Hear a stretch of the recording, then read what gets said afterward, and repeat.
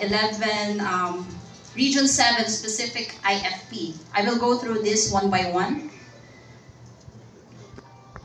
This is the Panglao-Tagbilaran Offshore Bridge Connector, which will be the third link between the Bohol mainland and Panglao Island. So the total project cost, the indicative cost is 6.9 billion pesos, and its funding is from the National Government Fund through internally sourced fund, as well as official development assistance.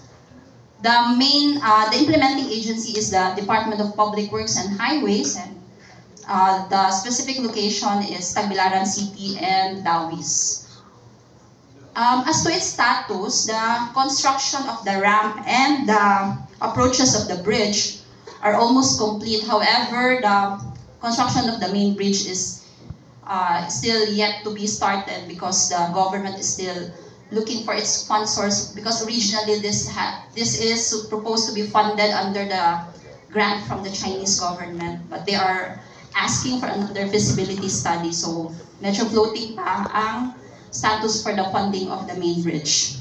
So that's for the Panglao-Tagbilaran Offshore Bridge Connector.